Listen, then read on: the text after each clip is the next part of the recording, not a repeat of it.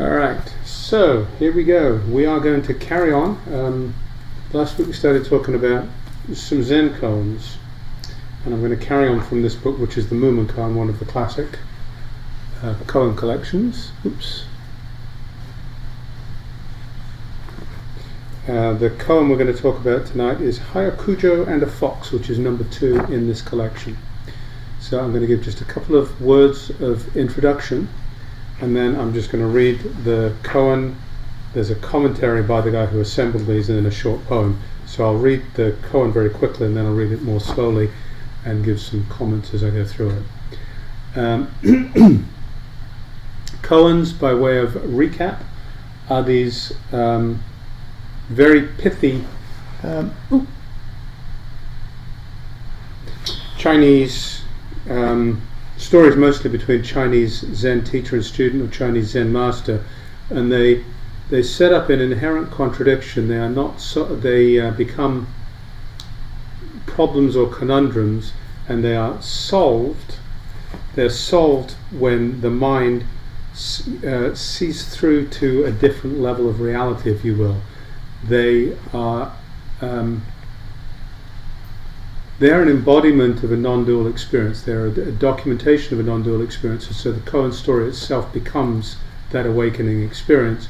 And by really moving into the koan, the person studying the koan or working with the koan moves into that experience, lets go of everything else and moves into that non-dual experience. And non-duality duality is where there's a subject and an object, and consciousness arises as the interaction between the subject and the object. Non-duality is when subject and object collapse and there's no subject, no object. But most of you have heard me say this before, but it's really important. When we look at non-duality, when we set up non-duality, what we generally do is we think of non-duality, which is subject and object collapsed, no subject, no object, in opposition to duality. So we're setting up simply another duality between non-dual and dual. And it doesn't work like that. That's completely missing. That's not what this is about. That non-dual experience holds both the oneness and the manyness. And these are contradictions. So it's setting up this contradiction and being able to hold both. So with that, let me just read this koan and then I'll talk through it. So whenever Master Hyakujo gave a teisho, which is a talk on Zen, an old man sat with the monks to listen and always withdrew when they did. One day, however, he remained behind, and the master asked, "Who are you standing here before me?" The old man replied, "I am not a human being. In the past, in the time of the Kasho Buddha, I was the head of this monastery. Once a monk asked me, does an enlightened man also fall into causation or not? I replied, he does not. Because of this answer, I was made to live as a fox for 500 lives. Now I beg you, please say the turning words on my behalf and release me from the fox body." The old man then asked Hyakujo, "Does an enlightened man also fall into causation or not?" And the master said, "He does not ignore causation." Hearing this, the old man was at once enlightened. Making a bow to Hyakujo, he said, "I have now been released from the fox body, which will be found behind the mountain. I dare to make a request of the master. Please bury it as you would a deceased monk." The master had the bellkeeper strike the gavel and announced to the monks that there would be a funeral for a deceased monk after the midday meal. The monks wondered, saying, "We're all in good health. There is no sick monk in the Nirvana hall. What is it all about?" After the meal, the master led the monks to a rock behind the mountains, poked out a dead fox with a staff, and cremated it. In the evening, the master ascended the rostrum in the hall and told the monks the whole story. Obaku, who was one of the other monks in the hall, thereupon asked, "The old man failed to give the correct turning words and was made to live as a fox for 500 lives. If you say, however, I'm sorry. The old man failed to give the correct turning words and was made to live as a fox for 500 lives, you say. If, however, his answer had not been incorrect each time, what would he have become?" The master said, "Come closer to me, I'll tell you. Obako then stepped forward to Hyakujo and slapped him. The master laughed out loud, clapping his hands, and said, "I thought a foreigner's beard is red, but I see that it is a foreigner with a red beard." So, I'll say just a couple of things about this before I jump into rereading it. First, as is typical of these things, it's very stylized. These stories are written in there's a particular way that these people see and talk. It feels fairly opaque, but once you get used to it, if you get used to it, it's actually really direct and very sharp. It's also very physical, slapping the master. A lot of what this is about, when the koan is solved, the format for solving the koan is typically you're assigned a koan by the master and you go away and you sit with it, and then you go back and present an answer to the master. And you can't say, this means this and this means this, because that's solving it with your head. The answers are actions. So for instance, this is not a real koan, but it kind of gets an idea. What is this? What is this? And the answer would be something like this. So that's not a real koan, but it gets to the point of it's action, it's not verbal, it's not intellectual.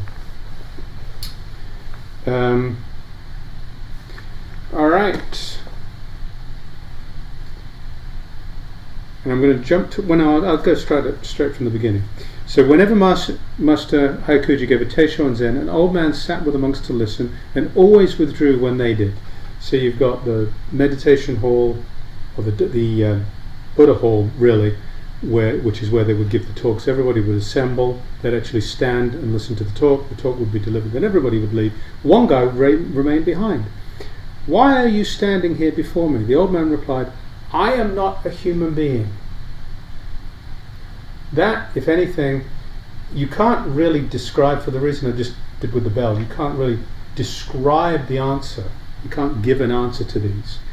But what you can do is help people understand this so that they can then take this away, and as if you chose to find this koan and reread it, hopefully over time you would settle into it, it would become more meaningful, and these clues, if you like, would help that happen. So clue 1, I am not a human being. That's what this is all about. I am not a human being. None of us are human beings. Nisargadatta, who is one of my favourite teachers, a self-realised Hindu from the from the 20th century, died in about 1983, I think it was. He, in one of his presentations, said, your parents told you when you were a little boy, your parents told you when you were young that you're a little boy and your name's Gareth, and you believed them. And you keep on saying it to yourself, and you rehearsed it, and you really, really believe this. All of our lives are like this. I'm not a little boy, and my name's not Gareth. It's just, this is a framework that we create to see the world. So seeing through that, yes, there is something that is assembled here, and it walks around, and there are words that come out, and it responds to the name Gareth, and there's a consciousness that identifies with Gareth. All of that's true, but none of that's going to make me happy. What's going to make me happy is when I realise that I'm Gareth and Beth and Clay and Kevin and Caitlin, and there's the room and the walls and the plants and the tree. When that identity with this drops away, I am not a human being. In the past, in the time of the Kasho Buddha, there were 7 Buddhas, and I think this was the first one, so it simply means a long time ago I was the head of this monastery. Once a monk asked me, does an enlightened man also fall into causation or not? So this is about karma, but to me it's more than about karma. It's about living an ethical life. It's about following the precepts. It's about living a life of virtue and ethics. Buddhist teaching is that everything arises from causes and conditions. This thing I call Gareth arises from causes and conditions. Earth has been around for 4 or 5 billion years. A lot of stuff's happened on the Earth. And this is simply the consequence of a whole bunch of stuff happening on Earth. And it's the consequence, once there was this incarnation, of a whole lot of volitional decisions that I have made. So I brought a lot of this on myself. All of it, arguably, on myself. So this is just causes and conditions. To wake up is to see through and realize there is not really a Gareth, I am something else. And is to leap clear of karma.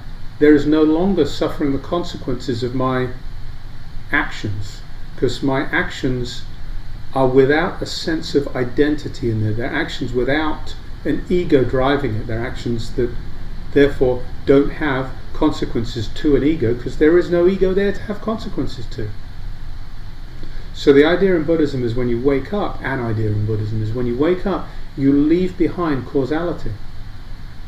So this is a slam dunk question. As you know, there's a lot of the way these koans are set up, there are slam dunk questions, and the answer is an unexpected answer. Once a monk asked, does an enlightened man fall into causation or not? I replied, he does not. Of course! He does not. Because of this answer, I was made to live as a fox for 500 lives. What? What's that about? That he's let clear of causation, and yet he's got rebirth, which says there's residual karma that is being reborn in a different life, going on and on and on. Now I beg you, please say the turning word on my behalf and release me from the fox body. The old man then asked Hyakujo, same question. The master said, he does not ignore causation. In other words, he recognizes causation, he's impacted by causation. Hearing this, the old man was at once enlightened and released from the fox body. So he's gone, he's done. So this is saying, I am not affected by causation, I'm not affected by karma, and yet, as a human being, I am. So on the one hand, there's an enlightened being that is not impacted by karma, and yet, as this incarnated individual, he is impacted by karma. This within Buddhism, there's another dichotomy, and I'm going to use the words Hinayana and Mahayana, which are usually pejorative. They're often used in a pejorative sense to talk about Theravadan Buddhism and Chinese, Japanese, sort of East Asian Buddhism. But I think, to me, in a deeper sense, Hinayana, the lesser vehicle, Mahayana, the greater vehicle, are different approaches to Buddhism. Hinayana Buddhism is about waking oneself up, and once I'm awake, I'm done. Bye, y'all. Mahayana Buddhism says the purpose of waking up is to be available to help all other beings wake up. So my goal in life is to wake up in order to help other beings. And the argument is that's a fuller practice.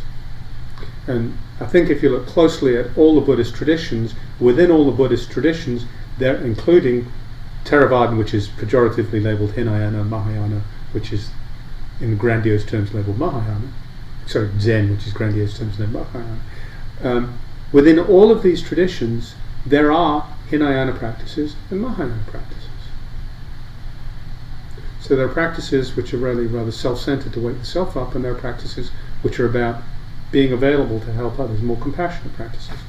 In a sense, this is pointing at leading a Mahayana life, not a Hinayana life. If you think you're done, you're not. If you think you've woken up and you've let free from karma, you've kind of missed a point, because you're still embodied and there is still the world, and you're actually not separate from the world, because there is not really any me.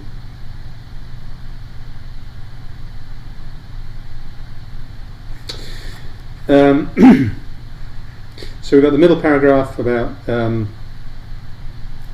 told the monks that he's going to bury a fox. So then they all went round and they cremated the fox. In the evening, the master ascended the rostrum in the hall and told the monks the whole story. The whole story.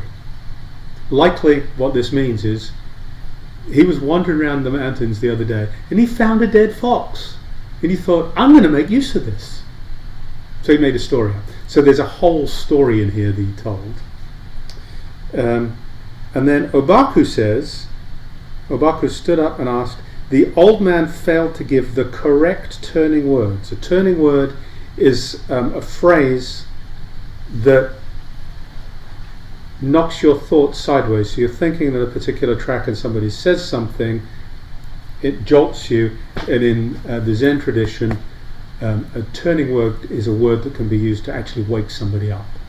And a lot of those are going to be physical. So there's stories like a monk was visiting somebody else and he wouldn't let him in, and so he pushed the door open and the monk in the little hut slammed the door on his foot, and that surge of pain in his foot woke him up. Another one, a monk was sweeping outside and his brush hit a stone. The stone hit bamboo, and when it went clonk on the bamboo, that noise woke him up. So these are dramatic things, and you can, I think it's not a big leap to see that it's somebody who is really wise, truly enlightened, and really open and connected to other people can tune in to people in front of them, and when that master sees, mistress doesn't work, but let's pretend master is gender neutral. When that master sees the student say something or do something, they can say or do something that really lands exactly where that person is and creates a massive opening. We've all had those experiences in life where somebody, it could be a parent, an aunt, an uncle, a teacher, says something to us, or we're in a room where something happens and it's like, oh, I get it. And it's not about the little thing in front of us, it's about something really big. It's an opening to truth. So that's what a turning word is. The old man failed to give the correct turning words and was made to live as a fox for 500 lives. If you say, if however his answer had not been incorrect each time, what would have been the outcome? What would he have become? The master isn't going to answer that one. This is where he says, come on up and I'll show you, and there's that slapping exchange. There is no verbal answer to that, because this is setting up another one of those dualities, which is not a valid duality. It's one we have to transcend, between the correct answer. There is no correct answer, because we can't answer it. The correct answer is this intuitive recognition of holding correct and incorrect simultaneously, holding free from causation and not ignoring causation, and recognizing both hold. There is no correct or incorrect. So Obaku knows this, and he's prodding the master to see what the master will do with this. But this is another koan structure. How do you respond to this? When you're in that situation where somebody pokes you and says, what's the correct answer? And you know that, yeah, it's correct on one level, but really it's not. But if I give the other more deep answer, that's kind of missing what superficially is the correct. You can't really throw one out. You've got to hold both. How do you hold that? The master said, come closer to me, I'll tell you. Stepped forward, slapped him, and then the master was obviously, the intention of the master was to slap Obaku, because that's just what these Zen guys do. It's like, this is the answer, you know. I know it's a doltish question, I know exactly what you're doing. Slap is, you know, oh, jolt of awakening, like the door slamming on the foot. But Obaku got there first, and so the master laughed And the foreigner's beard is red. That's Bodhidharma, who was came from India to China and famously had a big beard and seen as a red beard. So what this is saying is, I'm thinking that the wise person's over there with this big bushy red beard, but you just showed up right in front of me and showed, you've kind of made a fool of me, really. And it's really rather clever and rather funny, and ha ha ha. Okay, so that's the koan. Now I'm going to talk through briefly the commentary and the poem. So the commentary. Not falling into causation. Why was he turned into a fox? Not ignoring causation. Why was he released from the fox body? Which is what we just talked about. No good answer. There isn't an answer. There is just getting to where intuitively there is no, I am not a human being. I am just ethical behavior. I am everything. I am just ethical behavior. Shunryu Suzuki said, there are no enlightened beings. There is only enlightened activity. If you have an eye to see through this, which is what we're talking about, this pointing us at and allowing us to move towards, then you will know that the former head of the monastery did enjoy his 500 happy, blessed lives as a fox.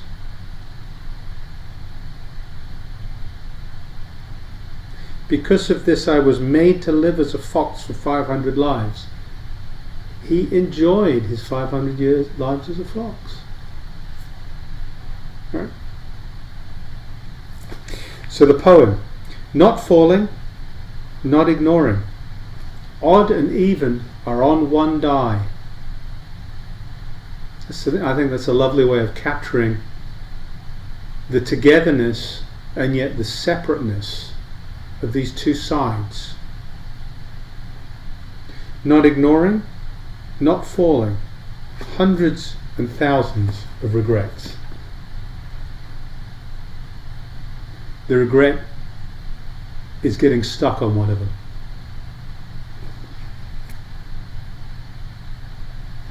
So, here endeth Gareth's proselytizing.